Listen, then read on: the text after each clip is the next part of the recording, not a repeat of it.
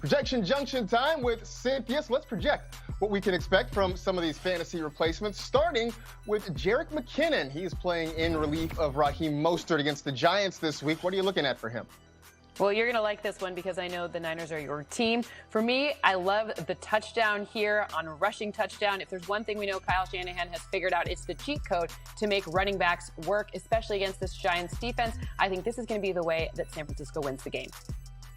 After struggling with injuries the last couple of years, it's good to see McKinnon back on the field and having some success. Next up, same game, second most added player and the newest Giants running back, Devonta Freeman. What's he projected for against the Niners?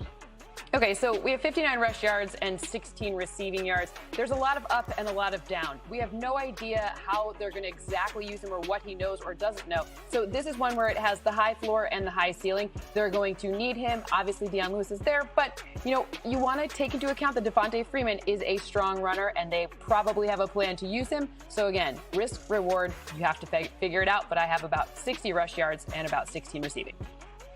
You mentioned Deion Lewis. What do you project for him? He's splitting time likely with Freeman. Yeah, so this one is 26 rush yards, 3 receptions on 19 receiving yards. It's more of that sort of, just like you saw there, the shorter passes to escape some of the pressure. Well, one of the things that we're going to have to see in this one is how are the Niners going to bring that pressure? So for me, Deion Lewis is more of a pass-catching situation and kind of let Devonta Freeman do the rushing. We go down to Carolina, where he's Mike D, and he gets respect. Against the Chargers, what do you expect?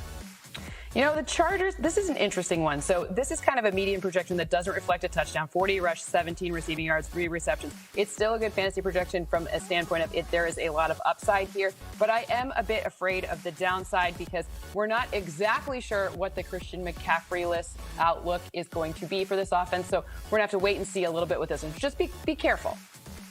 On the flip side, Joshua Kelly's been a popular name. What do you think he can do against the Panthers?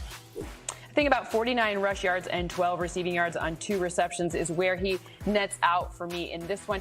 I think that defense is very targetable. Carolina's defense is very targetable. However, you're going to have to see exactly how this thing unfolds with a new quarterback under center. So in this one, just be careful because new quarterback, I have a nice passing projection for Justin Herbert. So not so great for rushing projection for Joshua Kelly. Interesting, because Carolina has given up some yards to running backs this year. Down to Tennessee, Jonnu Smith's season seems to be in progress. What do you think against Minnesota? Okay, I think a touchdown against Minnesota. How about that? 4 receptions, 43 yards. I like this one. He, to me, is one of the pass catching. He's kind of one of those guys who's like not necessarily just a tight end. He's also sort of a wide receiver in this offense. So I like what Arthur Smith has going on here. I like Ryan Tannehill. Look, before the season, I was really strong on Ryan Tannehill throwing for 22 or more touchdowns, and he's really seeming to come through for me. So I think Jonnu Smith will help me get one step closer to my preseason projection here. Yeah, both of his touchdowns last week came when he was lined up in the slot. Finally, let's end with Russell Gage, who has put on a pretty nice performance in the first couple weeks. What do you think against Chicago? Well, this is more a respect to Chicago's defense situation than it is an anti-Russell Gage situation with 4 receptions, 44 yards. Chicago's pass defense is really strong, as in they haven't allowed a touchdown to a wide receiver so far yet this season. I'm sure we've said that a million times. But Russell Gage, he does have a good opportunity to get those short underneath things, but I don't think they're going to let him go further than, they're not going to get a ton of yards after the catch for him. So for me, just be careful. Be careful. Yeah, and keep an eye on Julio Jones, too, because if he doesn't play, then that's probably more attention headed toward Russell Gage.